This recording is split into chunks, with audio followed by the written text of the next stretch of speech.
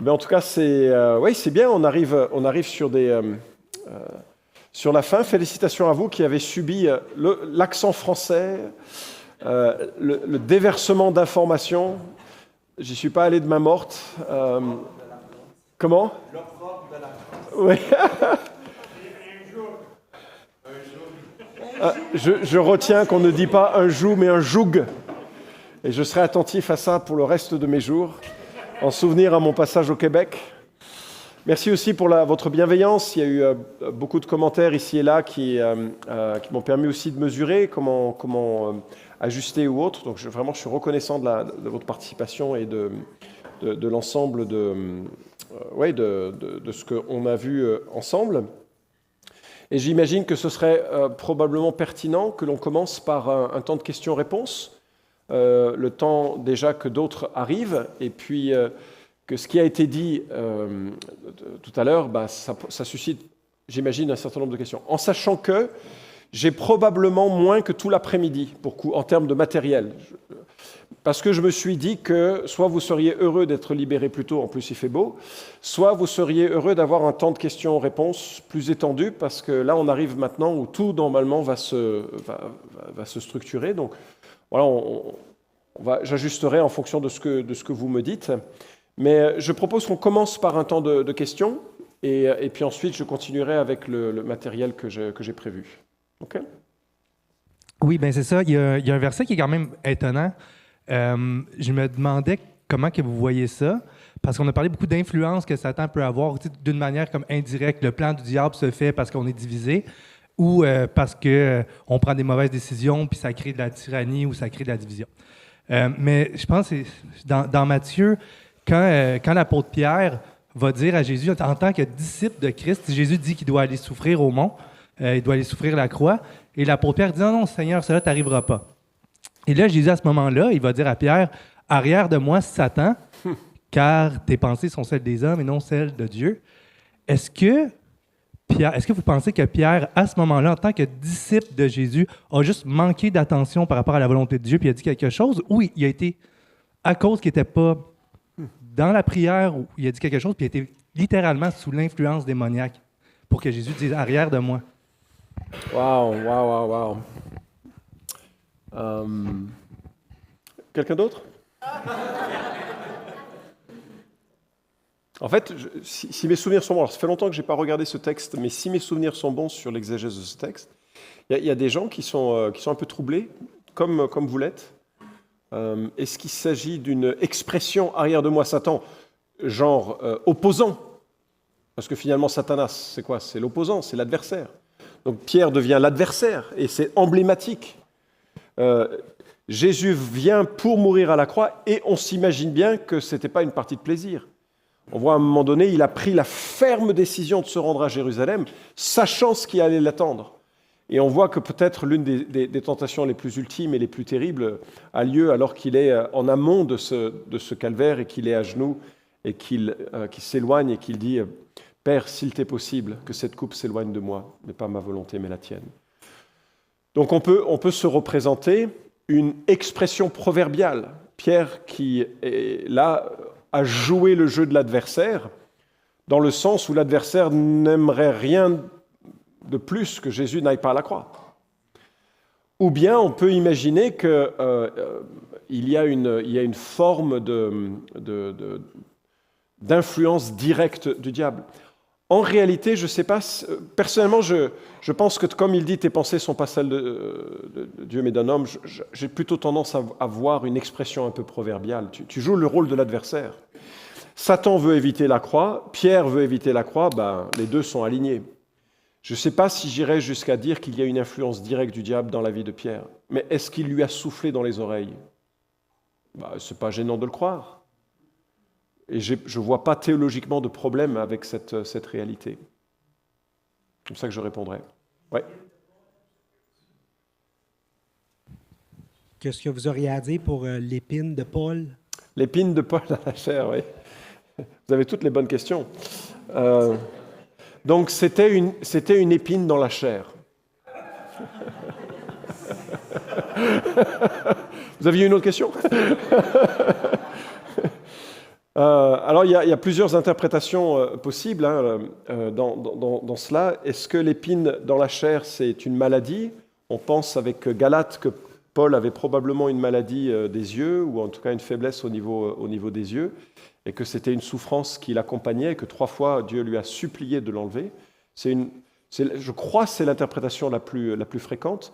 L'autre interprétation consiste à dire que l'épine dans la chair, c'est l'église de Corinthe, qui est vraiment c'est une épine dans la chair, dans le sens où, vous savez, quand on est missionnaire ou quand on est pasteur, on a la mauvaise habitude, une habitude totalement erronée, de faire l'équation entre ce que nous faisons et les résultats de ce que nous faisons.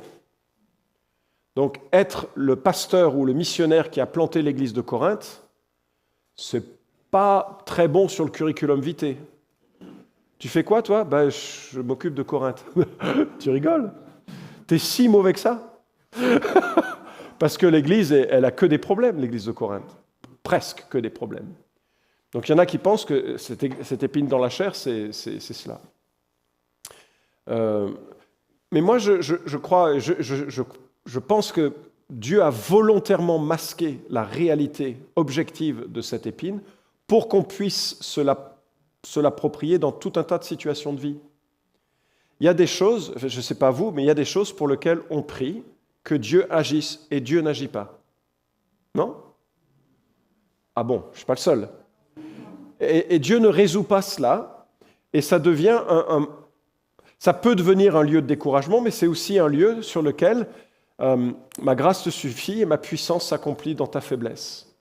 Ça devient un lieu de faiblesse, un lieu dur à tolérer, à accepter, à accueillir, et ça fait partie de notre chemin. Et Dieu utilise ce que Satan a semé pour nous rendre dépendants de lui, et ça fait partie de son programme éducatif pour nous. On souhaiterait que ce ne soit pas le cas, mais c'est le cas.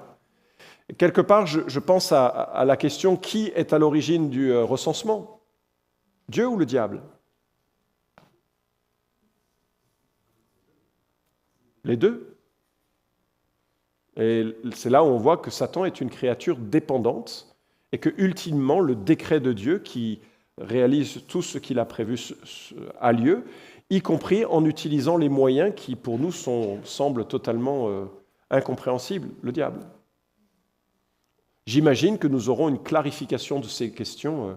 On va avoir une petite session d'apologétique quelques années après l'éternité qui a commencé pour dire, on va clarifier 2-3 choses, Seigneur, c'est possible? On va lui poser toutes nos questions, n'est-ce pas? Mais en attendant, je crois c'est bien que ce ne soit pas détaillé, cette épine, parce qu'on peut finalement mettre dans cette épine bien des choses qui sont la réalité de la vie chrétienne. Hein? Voilà. Oui. Pardonnez mon ignorance, c'est le début de mon parcours chrétien, mais il me semble avoir entendu qu'aucune interprétation ne serait nécessaire, mais il me semble qu'on fait que ça des interprétations. Puis je suis juste un peu confus là. Excellent. Donc c'est une très très bonne question. Il ne faut surtout pas s'excuser des questions qu'on pose. Et elles m'énervent quand elles sont bonnes, justement. C'est pas facile n'est-ce pas, à les résoudre. Quand on parle d'herméneutique, donc de la science ou de l'art ou de la technique, ou on devrait dire de l'interprétation, on a coutume de dire à juste titre que chaque texte de l'Écriture n'a qu'un seul sens, qui est celui que le Saint-Esprit a voulu consigner pour les auditeurs, les lecteurs de son temps. D'accord ? Donc le Saint-Esprit inspire les Écritures, et cela n'a qu'un seul sens pour les auditeurs de son temps. Le problème n'est pas dans ce que l'Écriture contient, mais dans le fait que nos cerveaux sont un peu embrumés, à la fois par la chute, nos péchés, mais aussi par la distance linguistique, culturelle et temporelle qui nous sépare du texte biblique. Je vais donner 2 exemples.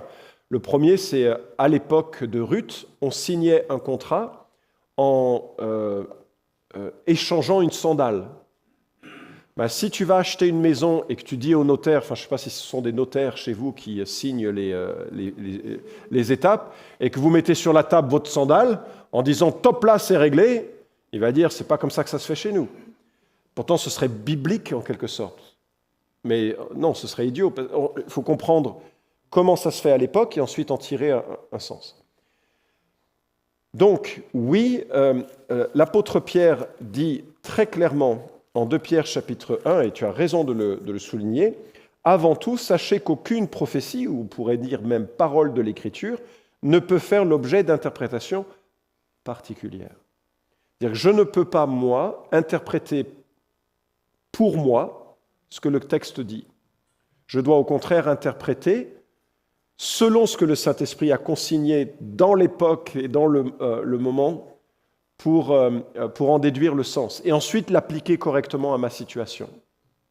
Mais comme il y a ce problème de distance, on est obligé de reconnaître que parfois, on ne voit pas les choses correctement. Donc ce que je peux proposer, ou ce qu'un ancien, un pasteur peut proposer, peut être très correct, très juste dans l'interprétation, ou parfois, parce qu'il y met trop d'interprétations particulières, personnelles, ça peut créer une confusion et on va avoir des interprétations divergentes. Et il ne faut pas s'en faire trop c'est pas très grave dans la plupart des cas. Mais c'était déjà le cas du temps de l'apôtre Pierre. Je vois par exemple qu'il dit « Considérez que la patience de notre Seigneur est votre salut, comme notre bien-aimé frère Paul vous l'a aussi écrit. » Donc Pierre fait référence à ce que Paul écrit. Et il ajoute « Selon la sagesse qui lui a été donnée, c'est ce qu'il fait dans toutes les lettres où il parle de ces sujets où se trouvent des passages difficiles à comprendre, dont les personnes ignorantes et mal affermies tordent le sens, comme elles le font du reste de l'Écriture. » Donc il faut distinguer les interprétations, et pour la plupart des textes, on est tous d'accord, tous les évangéliques solides, sérieux, on est tous d'accord. Il faut distinguer les interprétations où on va avoir des divergences et il faut comprendre d'où viennent ces divergences. Et puis, le Seigneur nous éclairera, mais ce n'est pas fondamental. Ça fait partie de la richesse du corps de Christ de pouvoir discuter et de pouvoir dire « Ouais, toi, tu crois ça, moi, je crois ça, pourquoi? Ok, je comprends.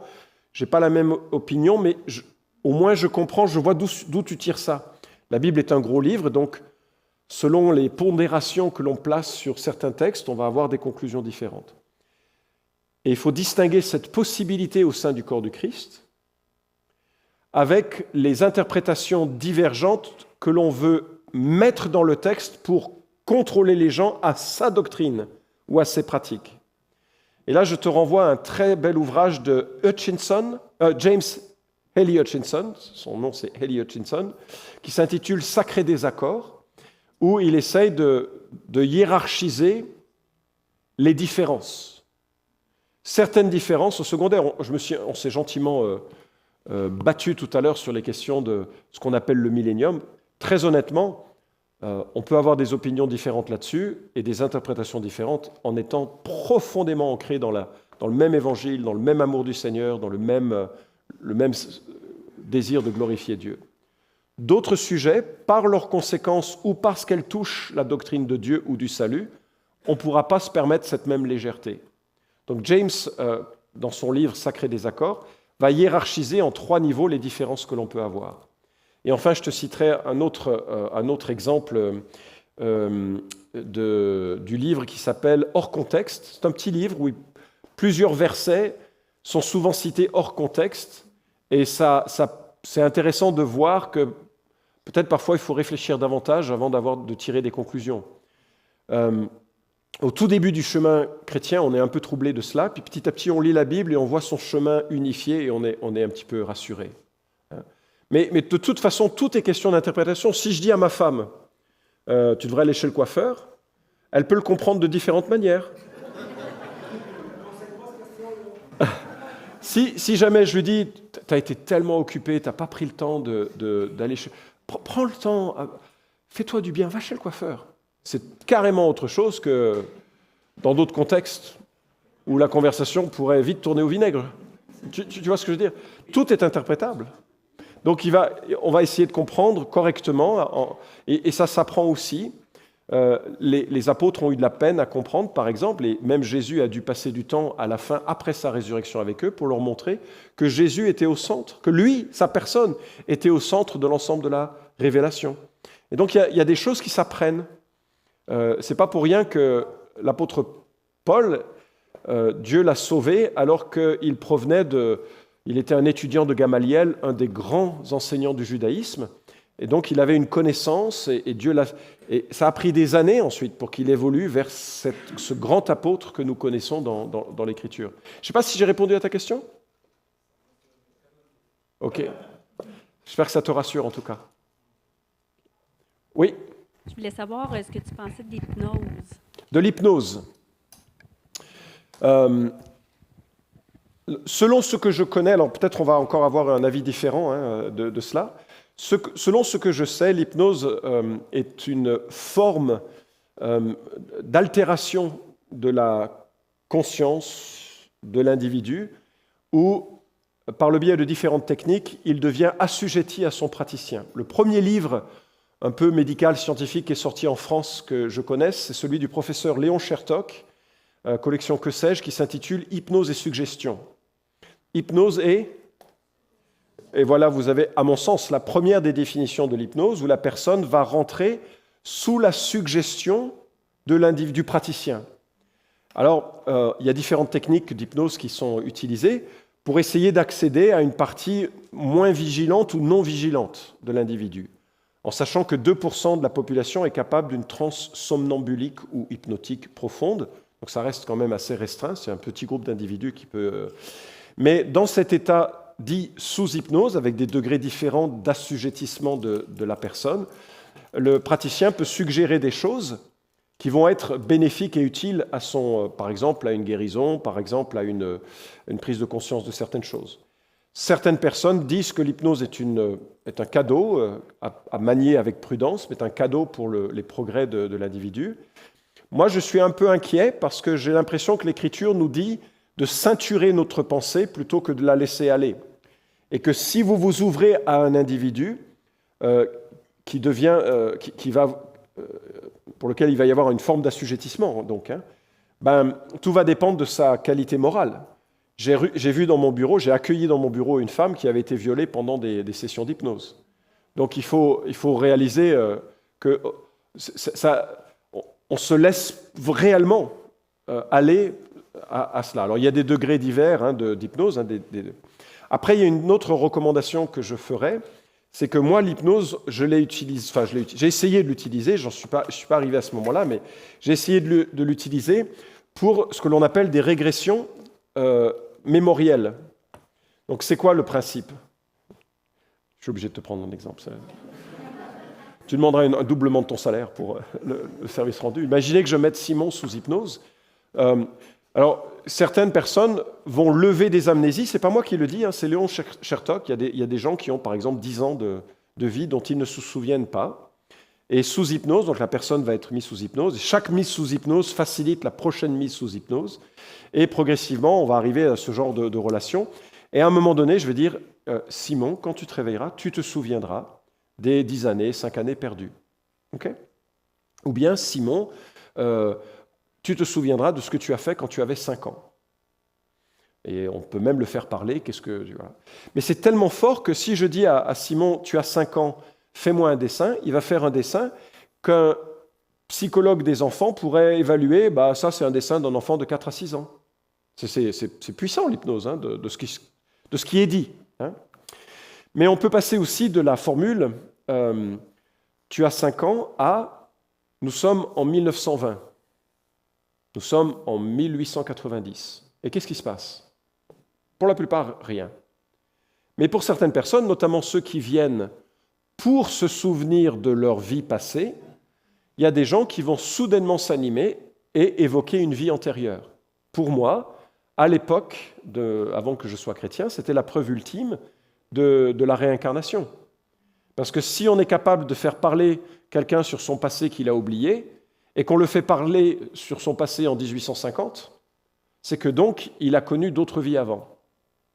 Alors, c'est bien entendu faux, mais ça montre que je crois que c'était très bien vu de porter ce titre, hypnose et suggestion, parce que si je mets ce qui se passe, c'est que si je dis à Simon qu'il marche sur la Lune, il va marcher sur la Lune comme il se le représente. Et si je lui dis qu'il se souvient d'une vie antérieure, il va se souvenir d'une vie antérieure parce que c'est précisément dans ce contexte de suggestion que je lui dis de fonctionner. Donc c'est une forme de manipulation quelque part. Alors, un médecin qui vous donne un placebo, il vous manipule. Et ça marche. L'hypnose a sa place là, avec donc tous les dangers que cela est. Est-ce que c'est démoniaque?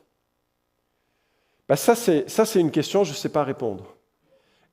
Est-ce que les formes de perte de contrôle permettent une ouverture aux démons? Moi, je dirais oui. Par exemple, les méditations transcendantales, où on essaye de rentrer, on est dans une recherche de relation, donc là je renvoie au vocabulaire que l'on a vu, dans une recherche de relation avec les divinités, les esprits, avec le monde, avec le grand tout, nous mettent en communion avec des êtres spirituels. Les expériences de certaines drogues semblent connecter l'être spirituel avec des forces. Donc tout ce qui est de l'ordre de se laisser aller et de s'ouvrir au monde spirituel est un danger. Je crois que l'hypnose peut être un danger. Maintenant, vous avez probablement dans cette salle soit des médecins, soit des conseillers qui auront un avis peut-être un peu plus mesuré ou plus détaillé sur l'utilisation médicale ou psychologique de l'hypnose. Mais spontanément, je n'ai pas le sentiment que c'est une bonne chose, forcément. Je reste prudent. Je l'ai dit dans un podcast il y a très longtemps et je me suis fait reprendre par des praticiens de l'hypnose chrétien d'une ville pas très loin de chez moi qui m'ont dit « Florent, tu ne sais pas ce qu'est l'hypnose, on serait heureux de te l'expliquer. » Et moi, je me suis dit « Écoute, ce n'est pas mon métier de travailler sur l'hypnose, je ne vais pas prendre le temps d'apprendre plus. » Mais bon, eux, ils étaient vraiment tristes que j'ai posé un regard négatif sur la pratique d'hypnose en tant que chrétien. Je serais plutôt prudent, mais je suis tout à fait ouvert à l'être moins, notamment si ce n'est pas des hypnoses profondes et si c'est cadré avec une éthique irréprochable. Il paraît que des gens l'ont utilisé pour arrêter de fumer, par exemple, ou par la suggestion, et que ça leur a été bénéfique. J'ai un copain qui l'a essayé, un chrétien très engagé. Il a bien rigolé, ça n'a pas du tout marché. Ouais. Tu réponds à la question? Ouais. En ligne, plusieurs questions sont sorties concernant la différence entre la maladie mentale, appelons ça de même, et la possession. En tout cas, je ne sais plus trop comment. Démonisation, I guess. Puis, il y a aussi, ça, c'est une première question. Comment tu différencies la vraie maladie mentale versus la démonisation? Et l'autre qui suit ça serait, dans ce cas-là, des gens entendent des voix, mais ça peut être de l'ordre de la schizophrénie, comme ça peut être de l'ordre de l'oppression spirituelle. J'ai facilement 4-5 questions de cet ordre-là. Là. Alors, c'est très simple.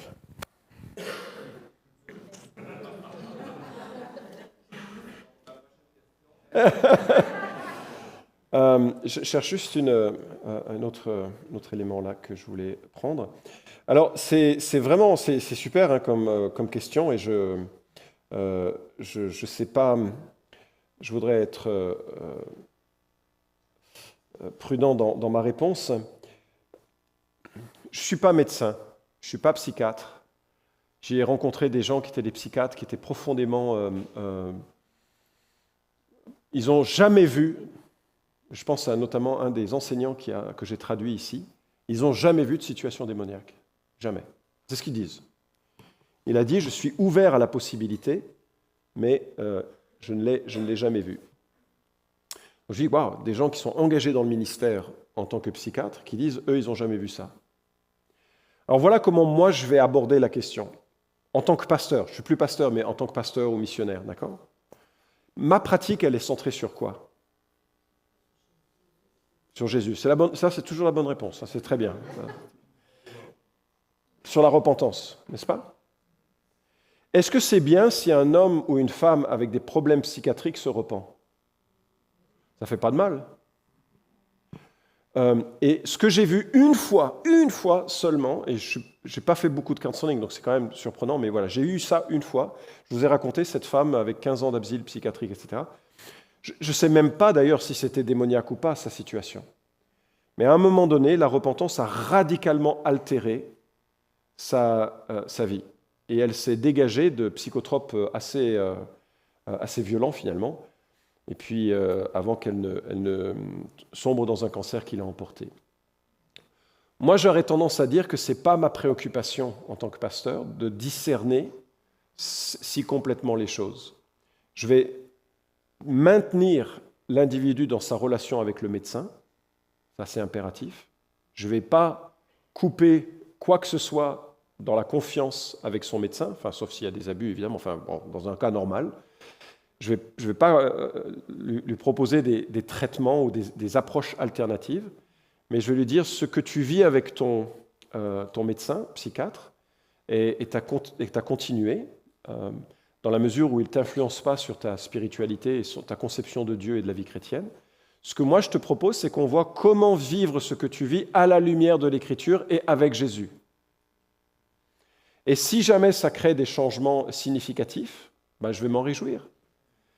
Et puis, si ça ne crée pas de changement significatif, ce qui est aussi arrivé, eh bien, je vais considérer qu'on est là devant une maladie psychiatrique voilà, la personne va devoir cheminer avec, l'écharde dans la chair, clairement, pour cette personne.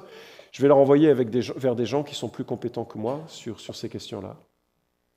Donc, je ne cherche pas à discerner si c'est... C'est ça la beauté, enfin, ça semble bizarre de le dire ainsi, mais c'est ça la beauté de ce que je propose, ce que je propose, non, ce que l'Écriture propose, si j'ai bien compris l'Écriture, c'est que c'est tout centré sur l'individu, sa relation avec Christ et la repentance. Moi, je me souviens d'avoir lu chez Jay Adams, qui a fait un stage dans des hôpitaux psychiatriques à un moment où on ne savait pas trop comment faire, et lui, il disait que beaucoup des situations qu'il avait rencontrées trouvaient quand même des solutions dans des éléments liés au pardon, à la colère, à l'immoralité, et tout ça. Donc je me dis, on n'est pas loin quand même. On a des outils. En même temps, voilà, je pense que Mathieu serait beaucoup plus compétent que moi là, pour dialoguer sur ou évoquer cela. Peut-être, je ne sais pas si toi tu veux compléter. Je pense que dans le cours Counseling et Physiologie 1 que tu as traduit, Oui. Du docteur John Applegate, là, qui est un coach biblique, pasteur, il est également psychiatre. Il avait parlé de toute la théologie, la neurologie de la conscience, les notions d'hypnose, ces aspects-là là, de la sanctification chez les gens qui ont des problèmes de santé mentale, la notion des démons. Donc, je crois que on a des principes bibliques. On ne voit pas dans le cœur des gens. Le cœur de l'homme est tortueux par-dessus tout, qui peut le connaître, hein, si ce n'est de l'Éternel. Donc, on peut savoir que telle et telle réalité existe, mais quand on est face à un individu, à une personne, de quelle manière on peut être certain, de quelle manière on peut être catégorique par rapport à qu'est-ce qui se passe dans le cœur de cette personne-là. Ça, je pense que la prudence que tu démontres est sage, j'ai l'impression.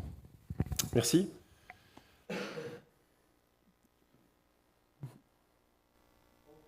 Qui, Samson a été saisi de l'Éternel pour accomplir de grandes choses. Mais on a un homme en Marc 5 qui était saisi de plusieurs démons et qui a aussi accompli à un certain point de vue de grandes choses. Mais tu disais qu'il n'y avait pas de possession, mais que c'était plutôt de la démonisation. Comment tu différencies tout ça? Bah, là, alors quand je dis il n'y a pas de possession, c'est parce que je veux dire que le terme possession doit être remplacé par démonisation. Okay. Ce n'est pas qu'il n'y a pas de possession, c'est qu'il y a de la démonisation à la place. D'accord? Donc, clairement, en Marc 8, Luc 8, quand on voit des démons à l'œuvre dans la vie d'un individu, je ne dis pas qu'il n'y a pas de possession, je dis que ça s'appelle une démonisation. Je vous propose, je vous suggère que ce soit de ne pas utiliser le terme possession parce qu'il est trompeur et exégétiquement erroné. Donc, il y a bien des gens qui ont une présence démoniaque qui leur donne une force décuplée, ou bien qui leur donne des pouvoirs. Je pense à cette femme qui avait un esprit de python. Elle avait un pouvoir qui était d'origine démoniaque. Je crois que c'était démoniaque, clairement. Donc ça, ce sont des choses qui arrivent. Je vais simplement les décrire comme cette femme est démonisée. Et je vais aborder la question de cette manière. Un jour, il y a quelqu'un qui m'a téléphoné, c'était un collègue, qui me dit « Écoute, est-ce que je peux t'envoyer une femme ?» Elle dit qu'on lui a jeté un sort et depuis, chaque fois qu'elle passe devant une croix ou devant du sang, elle se met à faire le bruit des crapauds. Ok, elle vient. Donc j'ai demandé à un collègue d'être là, parce que j'aime pas être seul. Et puis, vous savez, Barak, il a un peu peur dans l'Ancien Testament. Cette femme vient et elle me dit qu'elle a une bru, vous appelez ça chez vous, une belle fille, une bru, qui est musulmane, qui la déteste et qui a invoqué, qui a fait des rites avec les djinns, les démons, sur elle. Et que depuis, chaque fois qu'elle passe devant du sang, donc une croix, pendant longtemps, elle dit « Moi, je veux que ça cesse, il paraît que vous avez le pouvoir de le faire cesser. » Je dis « Non, moi, je n'ai pas le pouvoir, mais je suis heureux de vous parler de Jésus-Christ et de l'Évangile. » Non, moi, je ne veux pas de l'Évangile. Moi, je suis catholique, je suis chrétien, moi. Moi, je suis catholique, je suis chrétien. Je veux simplement que ça cesse. Je dis « Non, ça ne peut pas cesser sans Jésus-Christ. » Et donc, la conversation a été assez courte, finalement.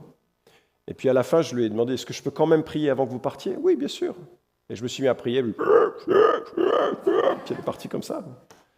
Donc, moi, je me dis, ça, c'est une situation qui me semble être démoniaque. Mais elle voulait le don, mais pas le donateur. Et nous sommes là en disant, mais j'ai que le donateur pour t'aider. Je peux rien faire autrement. Je peux rien faire autrement. OK? Oui, Patrick, et puis ici. OK. Il y a quelques petites choses que tu as mentionnées. Que tu ne remets pas en doute la phénoménologie. Est-ce qu'il y a des situations où est-ce qu'on pourrait la remettre en doute? Bien sûr. Et pour quelles raisons? Qu'est-ce qui ferait en sorte qu'on la remette en doute et qu'on ne la remet pas en doute? Moi, j'ai rencontré quelqu'un, j'ai écouté le témoignage de quelqu'un qui a été très profondément impliqué dans les techniques occultes et qui dit que son corps a été emporté sur un des satellites de Jupiter. Et il ne sait pas si c'est en esprit ou si c'est dans son corps. Mais quand il est redescendu, il s'est retrouvé par terre à l'extérieur de la maison. J'ai de la peine à le croire. Mais par contre, le gars, il a vraiment il a écrit plusieurs bouquins, il n'est pas dans le même milieu que nous, ça c'est certain, mais il a aidé beaucoup de gens à sortir de l'occultisme. Alors, biblique qu'on pourrait appliquer pour être capable de mais faire en la fait, distinction? pour moi, la phénoménologie, moi, ça ne m'intéresse pas de savoir si c'est vrai ou c'est faux. Pas toujours. Ce qui m'intéresse, c'est la repentance, n'est-ce pas? C'est-à-dire, comme je pars du principe que ça commence par une conception du monde et par un faux appui dans le mensonge, c'est ça que je vais attaquer. Que la personne commence à me dire moi, j'ai vécu 150 vies dans le passé, et puis il me raconte ses vies antérieures, ou qui dit qu'il fait des voyages dans les annales akashiques et qu'il est capable de lire l'histoire de France d'un point de vue spirituel. Ça n'a aucune incidence pour moi. Je n'ai pas besoin de valider ça. Parce que mon propos va être de l'orienter sur Jésus-Christ et sur la repentance. Par contre, quand ça devient des gens qui sont chrétiens ou qui sont impliqués dans le ministère, comme mon collègue là, de Delphi, bon, il n'a pas vu ce qu'il a raconté, mais j'ai confiance en lui. Je sais qui il est dans son caractère. Et je sais le travail énorme qu'il fait pour le royaume de Dieu. Je sais que c'est un homme qui n'est pas... Donc j'ai tendance à croire ce qu'il vit quand il me le raconte. Puis c'est pas... Voilà. Mais en même temps, vous savez, je veux dire, quand vous dites à quelqu'un que vous croyez en la Bible et qui vous dit « Ah, tu crois que le soleil, il a vraiment reculé ?» C'est compliqué de répondre. Bah oui, je le crois. Mais c'est difficile de le démontrer, non? Ça semble totalement en dehors de toutes les normes. C'est en dehors de toutes les normes que nous connaissons. Donc je comprends la difficulté des non-croyants à rentrer dans notre monde. Je comprends notre difficulté à comprendre les autres. Je crois qu'il y a des tas de choses qui ne sont pas. Pour ça que moi, je veux rester vraiment attentif. Quel est le mandat? C'est quoi que qui est le mandataire? Quelle est la médiation? Quelle est la modalité? C'est ça qui m'intéresse. Par exemple, pour chasser des démons, je crois vraiment que le mandat, il a été donné aux apôtres. La médiation, c'était au nom de Jésus-Christ et la modalité, c'était immédiat. Ça, pour moi, c'est une intervention divine. Lorsque la personne dit « je vais chasser un démon parce que tous les chrétiens ont ce mandat », moi je ne le vois pas, et puis que ça prend des jours et des heures, enfin des heures et des jours, qu'il utilise de l'huile de Jérusalem ou qu'il utilise des tas de subterfuges, on est vraiment loin là. J'ai l'impression qu'on est plus dans les actes magiques. Moi, je vais me préoccuper de ça plutôt que de rentrer dans d'imposer une conception du monde qui serait un petit peu en... Ouais. Je sais pas si je... Il y a pas de Alors, si quelqu'un dit, on va dire, la personne voit un démon, mais finalement, quand on écoute ce que la personne est en train de dire, c'est plus que, la personne elle croit des mensonges, elle croit une philosophie qui est off. Mais elle, à la place de comprendre qu'elle doit peut-être se repentir face à des mensonges, elle, dans sa tête, elle dit « OK, mais ça, c'est un démon. » Oui. Alors, voulant dire qu'il y a comme une genre de correction qu'il faut qu'on fasse dans même la façon que la personne voit la situation. Absolument. Oui. Mais je vais te donner un autre exemple, OK? Il y a une femme qui est venue me voir, qui clairement sorcière. J'ai d'autres amis, hein. Je raconte des histoires comme ça, mais j'ai des gens normaux dans mon entourage. Mais c'est clairement une femme qui, dans notre église, qui venait, puis c'était assez particulier. Et alors, c'est un peu loin maintenant dans ma tête, mais ce qui l'a conduit à croire en Dieu, c'est que dans son environnement où elle commençait à essayer plein de choses dans le monde des ténèbres, elle a eu un sentiment de présence et elle raconte une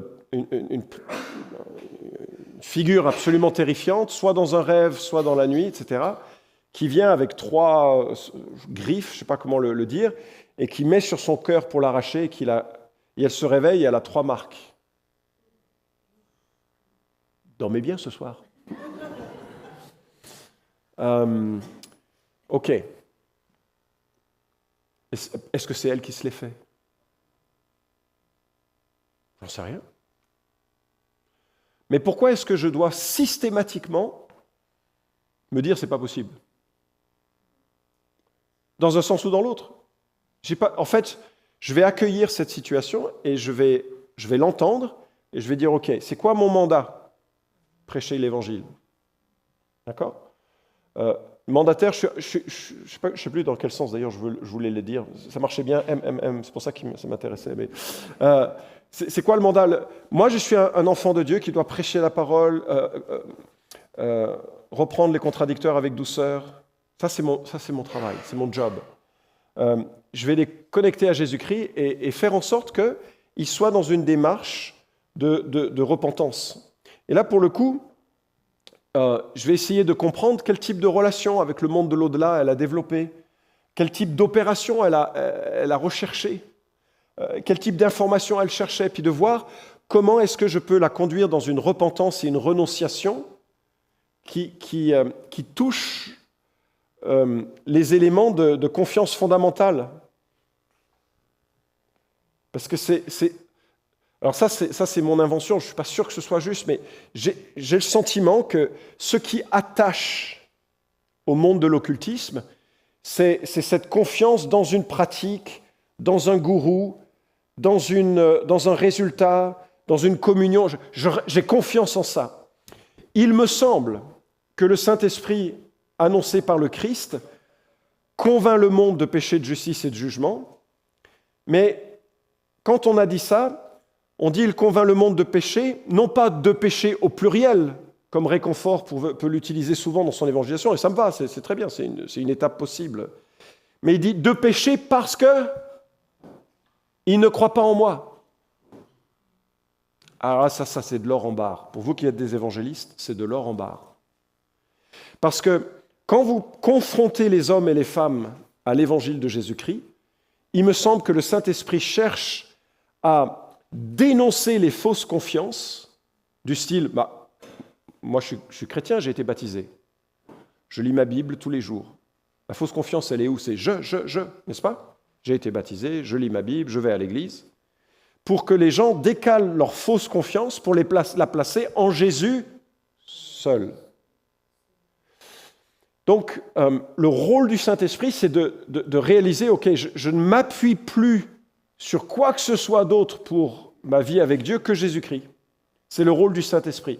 Et il me semble que dans la pratique qui consiste, ou que j'essaye de mettre en place dans la vie des gens qui sont dans le monde de l'occultisme, c'est qu'ils ont confiance dans un certain nombre de choses qui les décentrent de Jésus. Et ça marche dans l'occultisme, mais ça marche aussi dans d'autres éléments. Donc quand les gens me disent, on va voir deux autres études de cas là, qui seront intéressantes, moi ce qui m'intéresse, c'est de rester centré sur quelle est la confiance, en quoi tu as confiance et vers quoi tu devrais avoir confiance. Et ça, c'est ma préoccupation.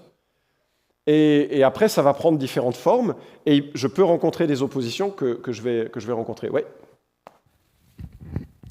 Ben, merci. On a beaucoup parlé de l'occultisme, des non-croyants qui sont sous l'emprise ou qui peuvent être sous l'emprise. Mais qu'est-ce que vous pensez, puis qu'est-ce que la Bible dit concernant les situations potentiellement démoniaques ou d'oppression au sein de l'Église avec des croyants? OK.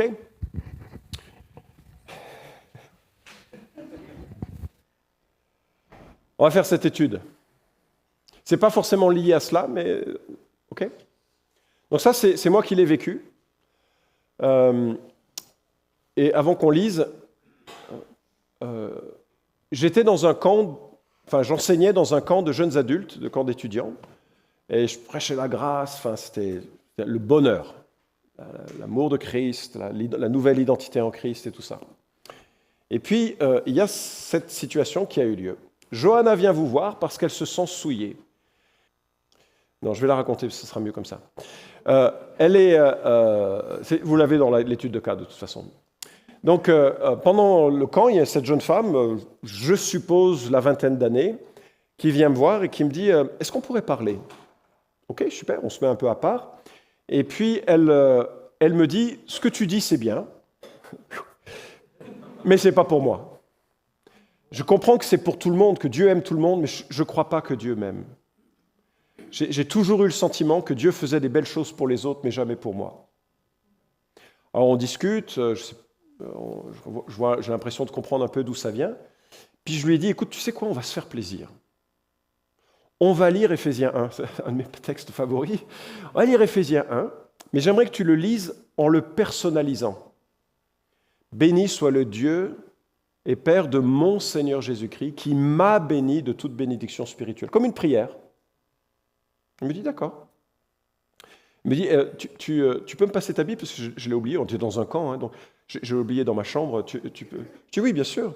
Donc j'ouvre ma Bible à Éphésiens chapitre 1, et puis je la place devant elle, elle regarde, ses yeux se figent, remontent et me dit, la page est blanche.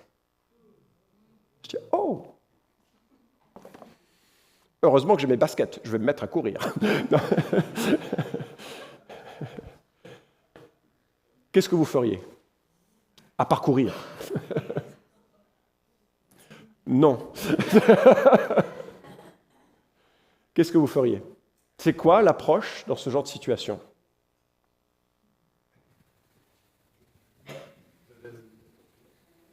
Ok, je vais le lire pour toi. Ben là, pour le coup, elle était plus là, hein, elle. C'est-à-dire que la voix est devenue rauque, masculine, hein, avec les yeux bien droits. La page est blanche. Sur ma Bible à moi. Non, mais alors. Qu'est-ce qu'il faut faire?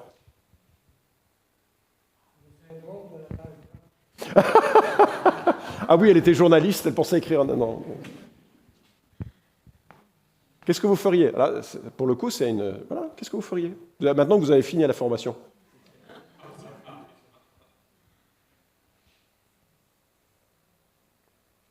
Qu'est-ce que vous aimeriez faire dans cette situation? On va supposer, parce que je ne la connais pas, cette fille, peut-être c'est un problème psychiatrique. Mais je ne suis pas parti dans cette piste-là. Hein? Je me suis dit, mais parce que je ne suis pas non plus formaté pour le comprendre comme ça. Donc mon point de repère, c'est il y a une interférence de l'ordre d'un démon. Peut-être que j'ai tort de le comprendre comme ça, mais ça a été ma lecture spontanée. Ok? Donc qu'est-ce que je voudrais qu'il se passe maintenant? Se connecte à Jésus, que Dieu intervienne. Comment est-ce que je peux faire pour intervenir? Alors certaines personnes, dans certains milieux, vont dire, mais tu interviens en chassant des démons. D'accord? Donc dans certains milieux, la personne aurait dit, au nom de Jésus, quel est ton nom? Sors de cette femme. Je comprends, il s'appuie là-dessus, il s'appuie sur le mandat donné aux apôtres, le mandat donné aux 70, ils estiment que c'est donné aussi à l'Église, donc ils vont faire comme ça. On comprend le raisonnement, c'est pas d'accord? Maintenant, j'espère avoir démontré que ce n'est pas mon raisonnement, et que le mandat donné en Marc 16 concerne les apôtres. C'est eux qui vont proclamer et démontrer l'Évangile par des miracles. Donc ce n'est pas pour nous. Mais on est toujours dans l'idée, il faut quand même que le démon parte. Ce n'est pas un compagnon sympathique. Okay? Donc on cherche ici une intervention, mais comme je n'ai pas les mêmes outils d'intervention, qu'est-ce que je peux faire? Parce que vous croyez que Dieu répond à la prière? C'était pas un oui enthousiaste, hein? Eh oui, mais justement, c'est ça, c'est là où on doit réaliser, et c'est là où on doit réaliser, les frères, les sœurs, que nous avons un Dieu puissant et que nous devons prier pour que la volonté de Dieu se fasse. Alors, dans le cas présent, j'ai gardé les yeux ouverts pour me prier, hein, quand même, on ne sait jamais. Certaines expériences passées me font craindre. Donc je l'ai regardé et je lui ai dit, OK, Seigneur, c'est toi le libérateur. Et c'est toi qui illumines les cœurs. C'est toi qui donnes la compréhension des vérités spirituelles qui sont dans l'Écriture. Tu vois, cette femme, je ne sais pas d'où ça vient, je ne sais pas ce qui se passe, mais je prie que tu ôtes l'aveuglement, qu'il empêche de voir cette page de l'Écriture et de comprendre et de s'approprier des vérités de l'Écriture. Au nom de Jésus. Et quand j'ai eu prié, elle a fait comme éternuer. Tu me disais quoi? J'ai dû lui réexpliquer. Et quand je lui ai expliqué et qu'elle a lu ça, elle a fondu en larmes. Et elle a pleuré, et elle a pleuré. Je fais pleurer généralement, de toute façon, en counseling. Et elle s'est appropriée de ces vérités bibliques. Et franchement, pour répondre à ta question, je ne sais pas ce qui s'est passé. Ça ne m'intéresse pas.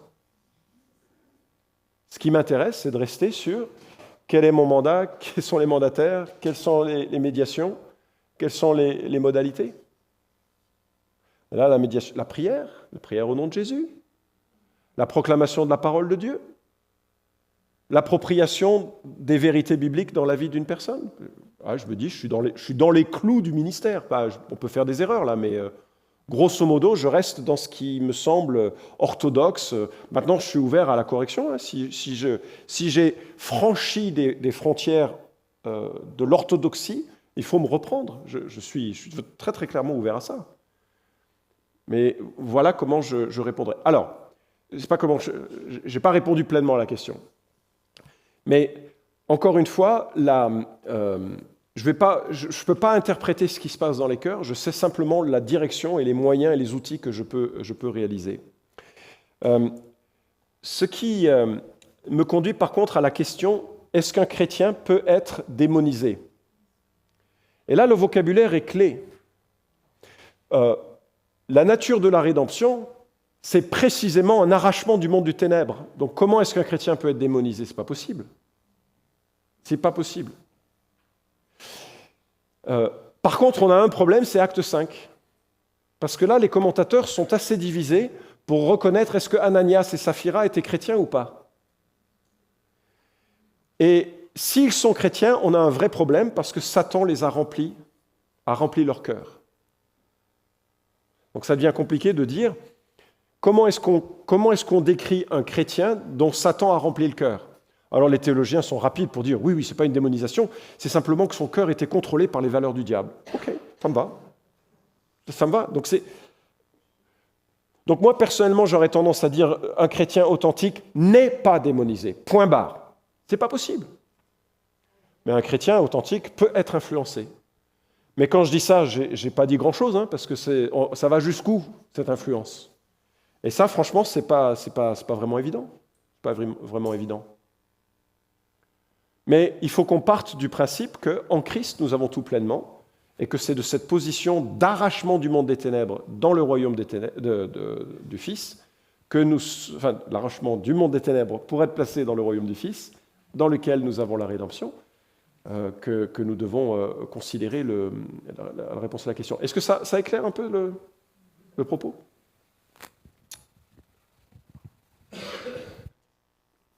Oui, parce que justement, à propos d'Ananias et Saphira, on ne peut pas juste dire justement qu'ils étaient pécheurs puis que c'est pas nécessairement, on peut dire que c'est de l'influence, mais aussi je trouve que ça nous amène toujours à nous responsabiliser vis-à-vis de ce qu'on fait. On n'est pas des victimes, dans le fond, nécessairement dans tout. Absolument. Donc, ça peut être leur décision parce qu'ils sont pécheurs de base. On reste quand même pécheurs, donc c'est pas nécessairement toujours tout de ramener aux démons. Absolument. Alors, il y a des gens qui ramènent tout aux démons, et c'est un problème, parce qu'ils se déresponsabilisent, ou ils accablent. Mais oui. On le voit très bien, même dans ce jeu. On va supposer qu'il y a un jeu absolument terrible entre Satan et Ananias. Au moins ça, on est d'accord. Mais qui est responsable? C'est quand même Ananias. Exact. Donc, la responsabilité demeure sur Ananias. Comment Satan a-t-il rempli ton cœur? Alors, pléro, hein, le verbe qui est utilisé, c'est très fort. Je pense que la notion ici est celle du contrôle. Satan a contrôlé. Est-ce qu'un chrétien peut être contrôlé à un moment donné dans ses pensées, dans ses désirs? Tout dépend ce qu'on veut dire par contrôler, mais la tentation, c'est quand même une forme d'influence et de contrôle, je trouve. Donc on peut le comprendre. Mais ça ne peut pas être une démonisation, c'est-à-dire une présence interne d'un démon dans la vie d'un chrétien. Ça me semble inconcevable. Okay. Ouais. Ah, pardon.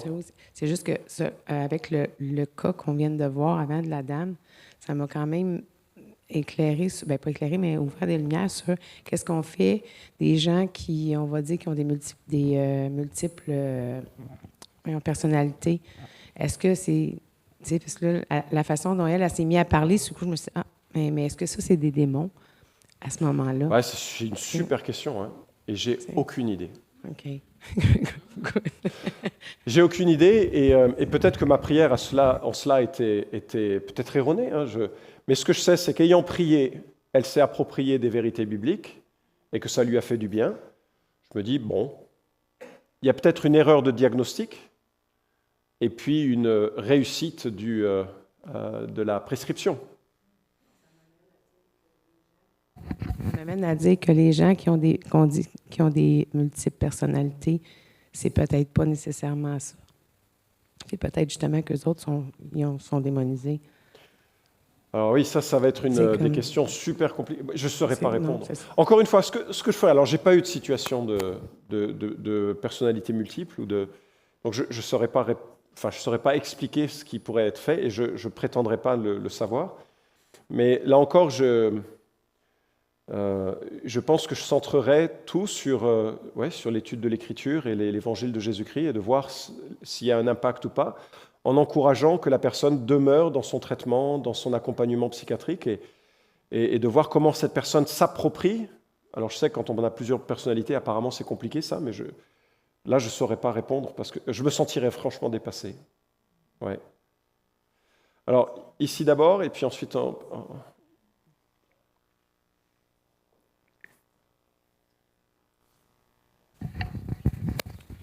Ma question, c'était à propos des rêves, parce que je rêve toutes les nuits depuis aussi loin que je me souvienne. Puis justement, je priais Dieu pour avoir une nuit sans rêve parce que je suis fatiguée. Puis j'ai fait des rêves prémonitoires sans avoir rien demandé de ça. Je me rappelle pas depuis que je suis chrétienne d'en avoir fait, mais je me demandais d'où ça vient. J'ai eu, depuis ma conversion, des rêves, parce que j'ai eu beaucoup, beaucoup de rêves démoniaques quand j'étais enfant, des cauchemars. C'était très présent. Là, dernièrement, ça l'a encore tenté. Puis là, ben, dès que je chantais des louanges dans mes rêves ou que j'énonçais le nom de Jésus, ça changeait complètement, soit d'environnement ou soit je me réveillais. Fait que je me suis sentie protégée par ça. Mais je fais encore énormément de rêves relationnels. Puis là, on dirait que c'est comme, je suis pas toujours chrétienne dans mon rêve. Fait que je sais pas si c'est juste le décalage encore entre ce qui n'a pas été restauré et encore complètement dans ma conscience ou non, tu sais. Mais je sais que je prie pour avoir des répits, puis que j'en ai pas, fait que j'imagine que ça a une utilité. Mais c'est mélangé un peu à l'intérieur de moi, le monde des rêves. Donc, si tu pouvais en parler un peu, j'apprécierais. Wow. J'aurais jamais dû venir faire un séminaire. D'abord, merci, je suis touché. Hein. Ça me désole aussi la souffrance que tu évoques, parce que ça touche un domaine où il n'y a pas de contrôle. Hein. Le rêve est un peu un monde hors la loi, enfin Far West.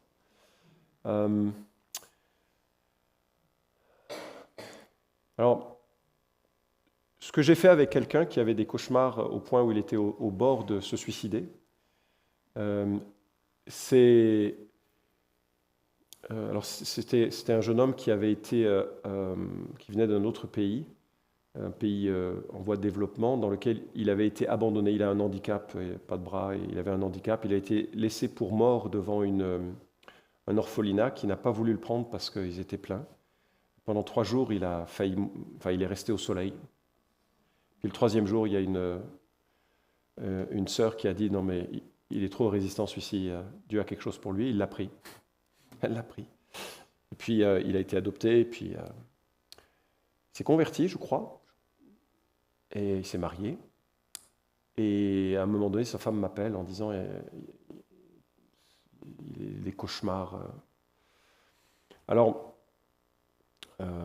il avait été suivi, ça n'avait pas marché, médicaments, ça n'avait pas marché. Enfin, donc, j'étais un peu la dernière roue possible. Et moi, la manière dont j'ai regardé ça, c'est de structurer un peu les pensées sur la souveraineté de Dieu sur nos circonstances.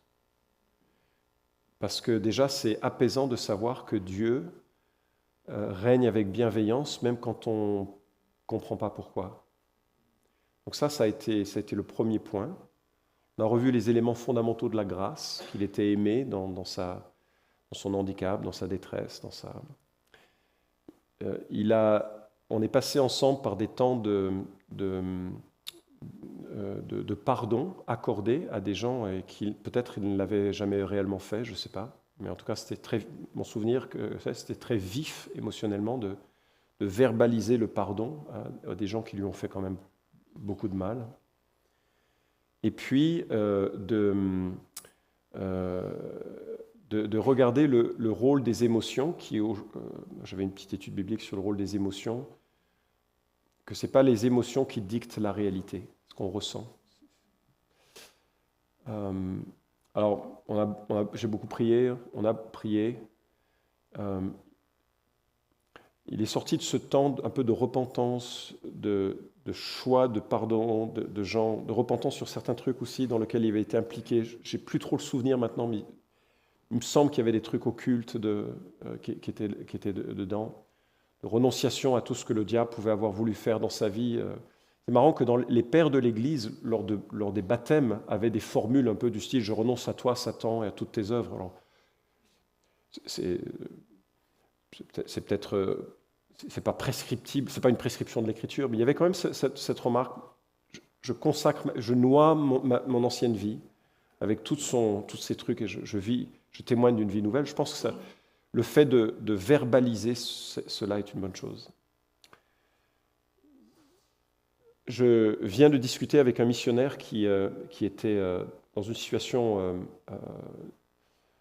dramatique de perte de sommeil et de choses comme ça. Et je suis allé le voir, j'ai essayé de comprendre. Je n'ai pas vu de choses occultes dans son... Enfin, j'ai pas vu. Quand je dis j'ai pas vu, je ne parle pas de voir. Dans la discussion, je n'ai pas perçu qu'il y avait des... il est dans un ministère très important, mais je ne voyais pas de causalité quelconque qui serait directement liée à un occultisme. Voilà. Mais par contre, il y avait un sentiment de défaite, alors qu'ils sont en train de vivre de grands succès de mission.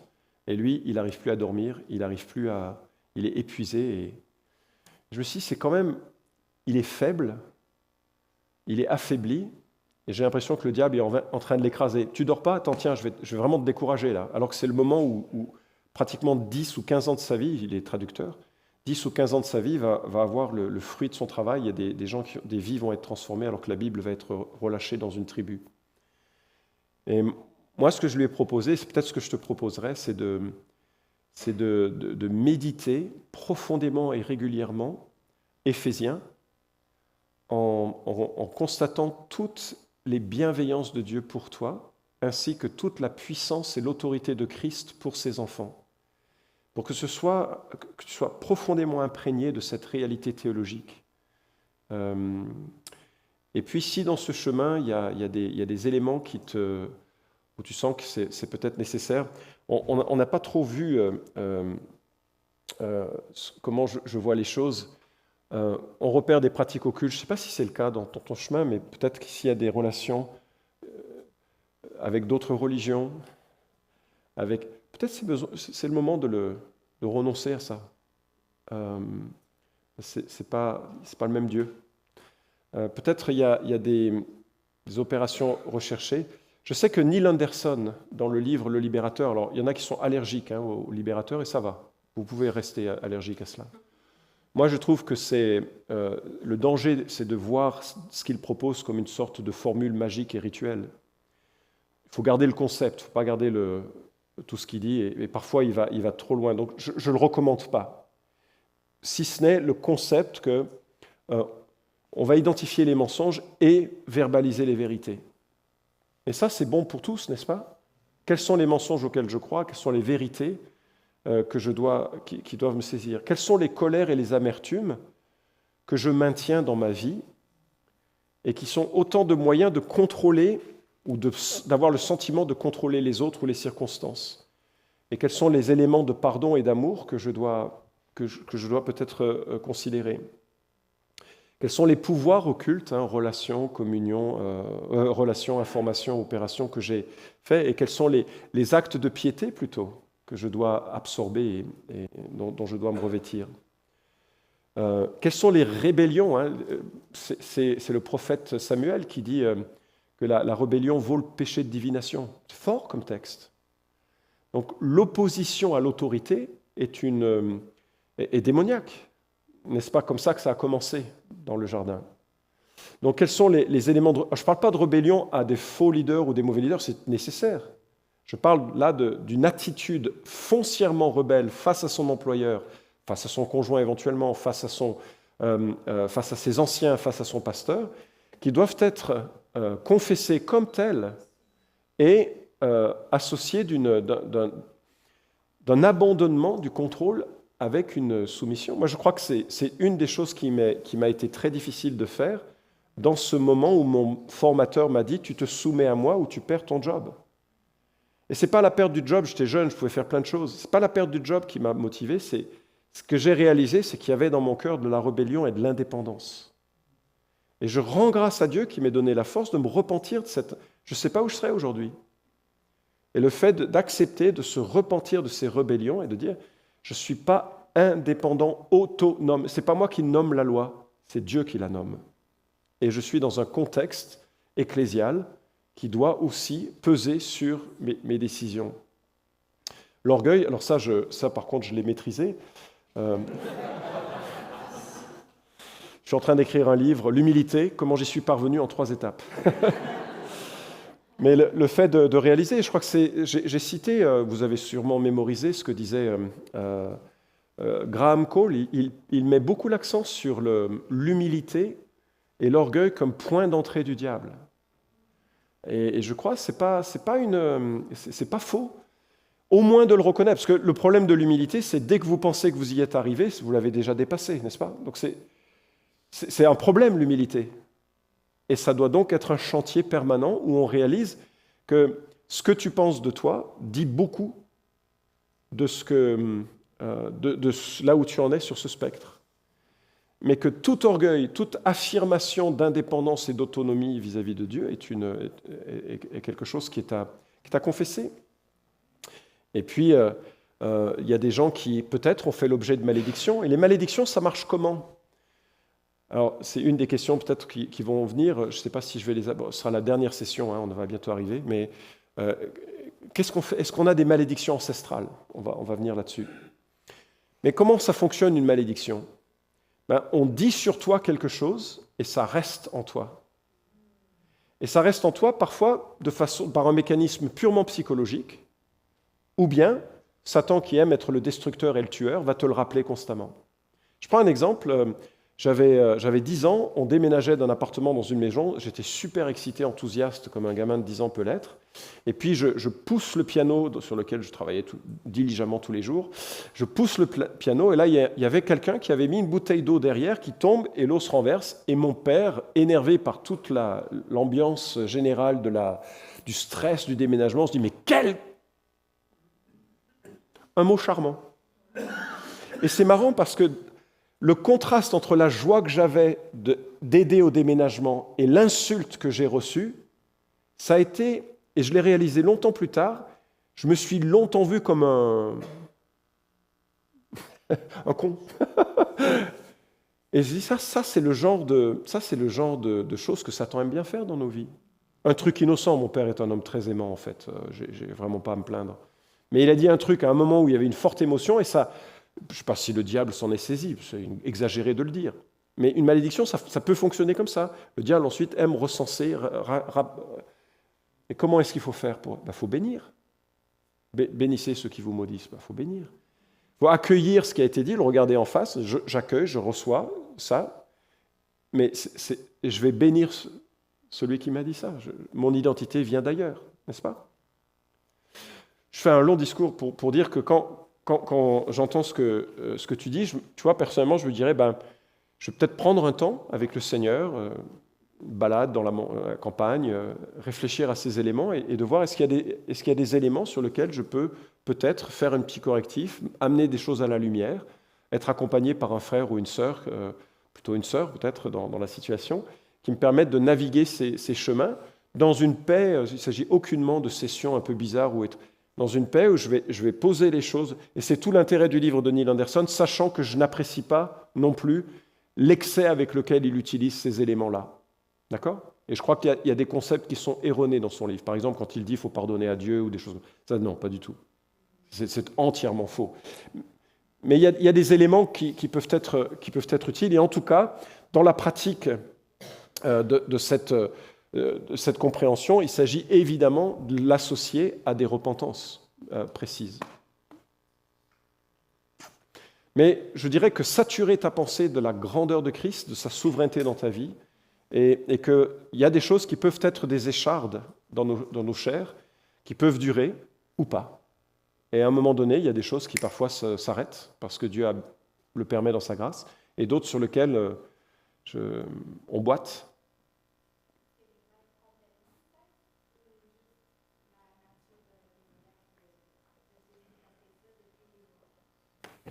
Parce que ça, depuis j'ai des rêves vraiment frappants, là, où juste personne connaissait Jésus dans le rêve, puis c'était vraiment bizarre, puis j'ai comme fait, non, il y a quelque chose de spécial ici, puis j'étais dans une église, en fait, puis on connaissait pas Jésus, puis il y avait vraiment une ambiance, puis là, justement, j'ai chanté des louanges, puis l'ambiance a changé. Donc, est-ce que c'est ce genre de rêve-là qui va cesser complètement parce que, tu sais, renonciation, je l'ai fait... Pardon, tu sais, je continue à faire ça régulièrement. Fait que ça me parle déjà. L'imprégner, ça me parle encore plus parce que j'ai vraiment le sentiment que probablement que ma conscience n'est pas encore saturée de la vérité. Là. Donc, Ok, super. ça s'en va partout. Mais est-ce que les rêves complètement cessent ou ça, il y en aura toujours? Ou... Ouais, alors, je ne suis pas Dieu pour savoir ce qui va se passer dans la qualité et la fréquence des rêves qui pourraient t'attendre. Donc, je me garderai bien d'un diagnostic futur. Par contre, il y a quelque chose que j'entends où je te propose d'y réfléchir, c'est que je me demande si dans les rêves, il n'y a pas trop de place dans une information que tu voudrais garder. Les rêves sont parfois des formulations totalement erronées. Et si tu essayes de les analyser trop, tu rentres dans le vrai piège de t'appuyer sur une information de ces rêves plutôt que sur l'évangile de Jésus-Christ, ce que Dieu dit de toi, ce que Dieu dit de... Donc peut-être que l'une des choses, quand tu te réveilles avec un rêve vif, où tu te demandes d'où ça vient, ce qui se passe, ne cherche pas à l'interpréter. On vit dans un monde brisé. Nos corps sont brisés, nos émotions sont brisées, nos pensées sont brisées, nos désirs sont brisés. On est vraiment brisé, on est cassé, quoi. Et peut-être que toi, tu vas avoir à faire face pendant quelque temps. Je m'imagine pas que ce serait un chemin éternel, enfin certainement pas éternel, mais sur ton chemin de vie. Mais je dirais que l'un des dangers, ce serait de s'attacher ou de s'attarder sur l'information de ces rêves pour essayer de les comprendre. L'information dont tu as besoin, elle se trouve ici, elle ne se trouve pas dans le rêve. Et donc, le fait de le mettre à distance en disant c'est un peu n'importe quoi, ça va peut-être, en tout cas j'y pense en ces termes, dédramatiser en partie. C'est pas agréable, mais en partie. Est-ce que... Ouais? Ben, je pense que ça me parle beaucoup parce qu'effectivement, je me réveille, tu sais, puis ça joue dans comment je me sens, puis ça joue sur moi, puis effectivement, je donne de l'importance à ça, mais pas parce que je veux le garder, mais parce que j'essaie de m'en débarrasser, donc je lui donne de l'importance en voulant... Fait que ça me parle beaucoup, mais normalement, je veux dire, le monde des rêves, ça appartient-tu à... Le monde des rêves, c'est pas un monde sur lequel tu as un contrôle. Donc, tu peux le laisser entre les mains du Seigneur. Si tu as des choses bizarres, tu as des choses bizarres. OK. Fait que je peux juste aussi prier puis dire, je te remets le monde de mes rêves. Exactement. Puis, et si tu en as un... Enfin, ça serait le conseil que je suis désolé, mais si tu en as un comme ça un peu étrange, n'essaye pas de le lire, de l'interpréter ou de t'appuyer dessus.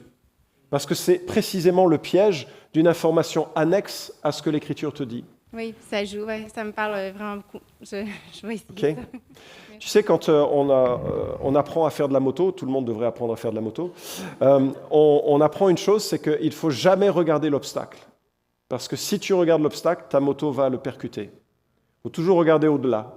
Et ça m'est arrivé un jour, je devais récupérer des gens un peu qui s'étaient perdus pour les ramener chez nous, comme ce n'étaient pas des chrétiens, je voulais vraiment qu'ils viennent chez nous.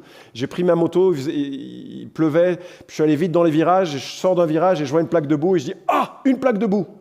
Et je suis resté dessus, et la moto est passée dessus, et je suis tout de suite tombé. Il avait raison, mon prof. Donc si on regarde l'obstacle, on va sur l'obstacle. La Bible nous demande de regarder la vérité. Et c'est une démarche très différente. Ouais.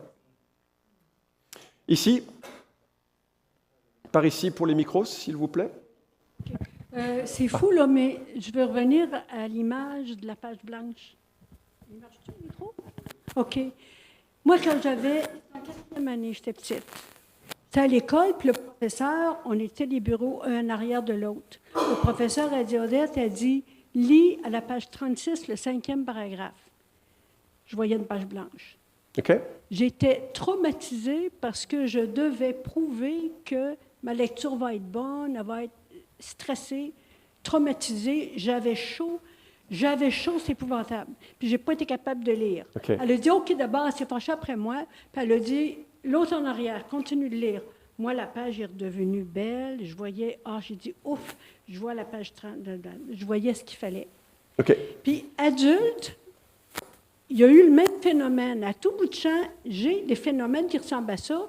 Mais dans ce temps-là, je me dis, tu te calmes, tu n'as rien à prouver à personne, tu te calmes, puis là, regarde, il n'y a personne qui va revenir sur ta capacité. Donc, ce n'est pas une question de capacité, c'est une question de traumatisation, de traumatisme, je veux dire. Puis ça peut arriver des fois là, que, tu sais, si on raconte des choses, là, en tout cas, je trouve que... Excellent. Et j'aurais absolument pas... Là, il y a un contexte différent, n'est-ce pas? Oui. Hein? Oui. Le trauma, la pression, ça s'explique différemment. Oui. OK, merci. Ouais. Question. C'est une dame qui serait chrétienne et après sa conversion, elle a été flirtée avec les sciences occultes. Et a découlé de ça qu'elle a eu comme des influences, le mot que tu emploies, ou des manifestations démoniaques, mauvais esprits, des choses, empêcher de dormir, des bruits dans sa maison. Et elle était en plan de communiquer avec nous, voulant qu'on la libère de ça, là, qu'on était chrétien, tout ça. Et on a pris rendez-vous avec le pasteur et une dame qui la connaissait bien, chrétienne. Et quelques heures avant le rendez-vous, elle l'a annulé. Fait qu'on en a pris un autre. Et l'autre, elle a encore annulé. Fait que là, on a arrêté de faire ça. Et là, je me demande, est-ce que c'est parce que la personne a peur d'être confrontée à son d'être délivrée ou... Moi, je suis absolument serein. Christ bâtit son Église et les portes du séjour ne prévaudront pas contre elle. Si quelqu'un doit être délivré, si quelqu'un doit entendre l'Évangile, il n'y a rien qui pourra s'y opposer. Que les gens annulent, moi ils annulent, ça me gêne, enfin ça m'attriste. Récemment, on a eu une situation comme ça dans notre voisinage. Une femme est venue et je lui ai proposé de revenir, elle n'a pas souhaité. Et ça me désole, une femme qui vit dans beaucoup de tristesse. Et je ne peux rien faire. Hein. Ce n'est pas moi qui pousse les gens à la repentance. Qui donne la repentance? Ok, voilà. Toi, tu voulais dire aussi? Non, okay. Dernière, puis ensuite j'aimerais qu'on commence une étude de cas. Et après, on n'aura plus qu'une session. J'ai quelques diapos et on terminera en beauté. Il y a une information, je ne veux vraiment pas que vous la loupiez. Donc si vous partez, regardez au moins les dernières minutes. Après d'accord? Oui.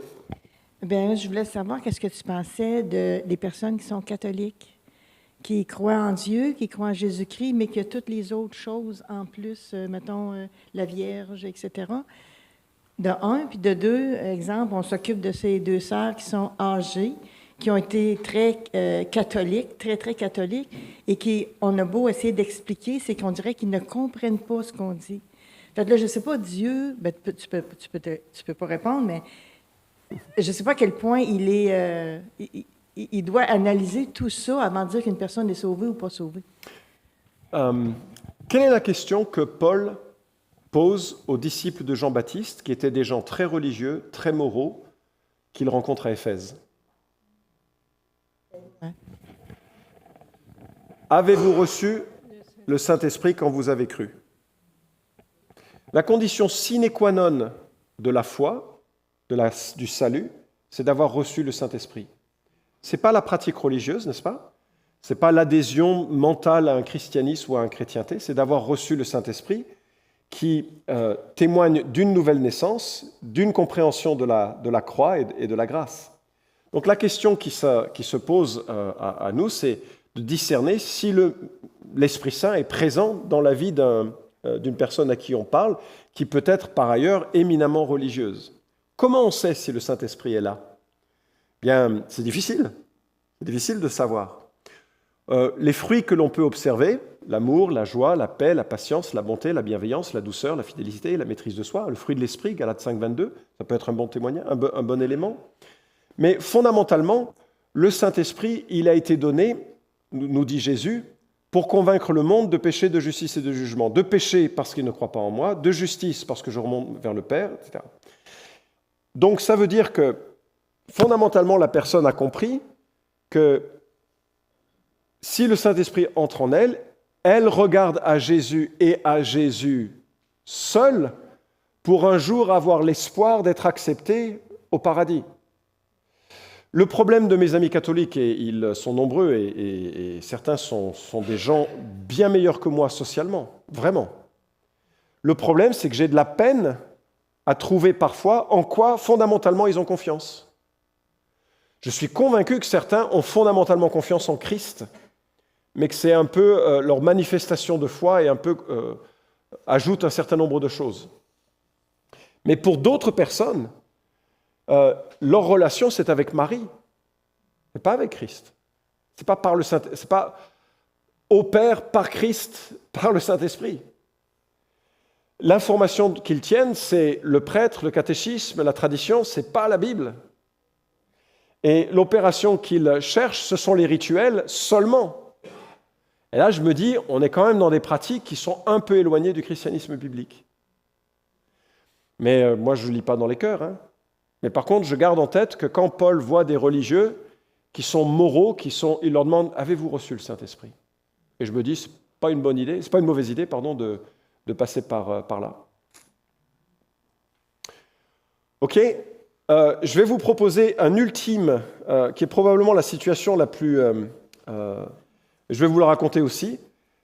Et puis, on prendra la pause. Et puis, je terminerai, je pense que je terminerai en 10 minutes, un quart d'heure après la pause. Il y aura un temps de questions-réponses. Et puis après, vous serez libérés. Libérés. L'histoire est la suivante, que je voudrais vous raconter. J'étais pasteur de l'église de Cusset, et puis il y a une femme qui rentre dans l'église, blouson en cuir, col relevé, maquillage agressif. Quand elle disait bonjour, on ne savait pas si elle faisait la bise ou si elle allait mordre. Et quand elle s'asseyait, elle était un peu seule dans l'église. C'était une femme, on sentait que c'était compliqué. Et puis au fil des cultes, elle se détend. Et elle devient assez aimable. Elle parle même de quelque chose qui ressemble à la foi. Et puis un dimanche matin, elle dit « Florent, j'aimerais bien te voir un de ces quatre. » Je dis « Ok. » Pourquoi ? Elle me dit « Je vois des yeux verts flotter constamment et il y a des voix qui me hurlent constamment en tête. » Ça, je me dis « Mais pourquoi je suis pasteur ?» Et donc, elle vient me voir. Et le lendemain, j'avais un collègue qui était dans une salle à côté pour prier, parce que j'avais un peu peur. Et puis, elle s'assoit, et là, rebolote, c'est une histoire maintenant une voix rauque sort et dit « Je vais te tuer ». Et je lui dis « Ça fait plusieurs quand même dans la vie, hein, ça fait plusieurs ». Et ça a commencé comme ça. Qu'est-ce que vous feriez si vous étiez dans cette situation ? Prier, toujours très bon réflexe. Mettre des baskets pour pouvoir partir. D'ailleurs, à ce sujet, lorsque les gens, parce que j'ai eu des situations comme ça où les gens veulent partir, qu'ils partent, hein, on ne retient pas. Serviteur de Dieu redresse avec douceur les contradicteurs dans l'espoir que Dieu donne. Qui donne la réponse ? Dieu donne la réponse. C'est pas votre business. Hein. Moi, j'ai vu des gens qui sont partis en hurlant, claquant la porte. Ça va. Enfin, ça va. C'est pas agréable, mais ça va. On ne retient personne. On n'est absolument pas dans une situation de coercion. On est serviteur de Dieu, notre mandat, il est clair, c'est de prêcher l'Évangile, prier pour les gens, accompagner à la repentance, c'est tout. Okay ? Donc si ça ne convient pas à la personne, il y a des services ailleurs qui sont bien mieux pour ça. Donc c'est juste, voilà, il n'y a pas de coercion. Qu'est-ce que vous feriez alors ? On prie ? Oui, on va certainement parler de l'Évangile. Déjà, voir s'il y a une compréhension, ouais. Ouais. Petit rappel des 10 commandements fait partie de l'Évangile? C'est intéressant comme... moi, j'utiliserais beaucoup cette notion des 10 commandements. Une excellente idée, quelque part, c'est de réfléchir... Alors, ce n'est pas les 10 commandements ici, ok ? Mais j'aime bien l'idée de regarder les 10 commandements pour voir... On peut peut-être faire un petit coup de balai, un petit coup de repentance, n'est-ce pas ? Donc peut-être qu'il y a des éléments de confession d'idolâtrie, de pratique occulte, ce qui était le cas en fait, hein, qui serait utile. Et en fait, ce qui s'est passé, c'est que ça a duré 3 heures. Hein, c'était probablement la situation la plus tendue que j'ai vécue dans le ministère à ce sujet. Mais chaque fois qu'on abordait l'un de ces points, il y avait des problèmes de diversion. À un moment donné, elle était incapable de parler. À un moment donné, elle s'est mise à pleurer en disant « Tu vas me faire mal, tu vas me faire mal ». Enfin, c'était très compliqué. Et chaque fois, j'ai simplement prié. On va l'appeler Marie. Elle ne s'appelait pas Marie. Et chaque fois, je lui disais « Marie, reste avec moi. Regarde à Christ, prie. Moi, je suis juste là pour t'aider à. » Et c'est toi qui le fais. Et donc, elle a formulé un certain nombre de repentance et de renonciation et d'expression de confiance en Jésus. Je vois que tu as une question, puis après je clôturerai avec... ouais. Dans le scénario que tu présentes, moi j'ai l'impression que je mettrais beaucoup d'importance à la voix qui n'est pas la voix de la femme. est-ce que je devrais toujours supposer, si jamais ça m'est jamais arrivé, mais est-ce que on devrait toujours supposer que la personne est là et qu'elle nous entend derrière, même s'il n'y a aucun... Oui. Alors, moi, donc je refuse un dialogue. On va supposer que c'était démoniaque. Un frère peut dire, c'était peut-être psychiatrique, je le comprends. J'étais jeune aussi, peut-être que j'avais pas autant de... Je comprends. Donc, certains voudront appeler un médecin, je le comprends, il n'y a pas de souci, enfin, c'est pas un problème. Parce que de toute façon, la repentance peut avoir lieu à n'importe quel moment. Il n'y a pas de faute en cela. Mais vous avez bien compris en tout cas que de ma perspective, c'était démoniaque, et de ma perspective, je ne m'occupe pas des démons, je m'occupe que de l'individu. Donc j'ai constamment ramené l'individu à rester consciente et à regarder les versets bibliques, se les approprier, verbaliser sa confiance et sa repentance, dans un processus d'accompagnement. Donc j'ignore totalement les manifestations bizarres qui peuvent avoir lieu, elles sont juste des diversions dans ma tête. Et je vais juste prier pour que Dieu... Ma confiance, c'est que Christ va bâtir son Église et que les portes du séjour des morts ne prévaudront pas contre elle. Alors je ne sais pas à quel moment elle s'est convertie dans ce processus, mais à un moment donné, c'était clair que sa confiance était en Jésus, son attachement à Christ était explicite, et je lui ai demandé « ferme les yeux ». Elle a fermé les yeux. J'ai vu un grand sourire. Je lui ai dit « qu'est-ce que tu entends ?» Elle me dit « plus rien ». Et c'était juste beau. Alors voilà, c'est une situation, une parmi pas mal d'autres qui étaient des échecs. Et cette femme, qui était une femme un peu, vous l'avez remarqué dans la description, un peu dure, elle a eu un ministère dans notre Église remarquable. Elle a créé un ministère pour les prostituées. Enfin, même si elle est restée avec certaines aspérités, une femme formidable, une sœur formidable, que j'ai appréciée dans l'Église, qui laissait personne indifférent. Et qui a mobilisé des gens, des hommes et des femmes pour porter l'Évangile dans des contextes de vie où c'était parfois compliqué. Donc je le cite pour que vous réalisiez, c'est pas enfermant des situations comme ça. C'est pas enfermant. Mais voilà. Ce que tu disais, c'était la même chose que Jésus a fait avec Marie. Il s'est concentré sur l'individu, il l'a appelé par son nom. Puis c'est comme ça qu'elle est revenue, de ce que j'en ai compris. Donc, ça me rappelait juste l'amour, en fait, de l'individu qui est derrière, puis de s'accrocher à ça, puis que ça peut faire bien souvent le travail, mais... OK, oui, ça me va. Très bien. On fait une petite pause, un petit quart d'heure, et puis après, là, il restera juste quelques points, on aura terminé. Merci.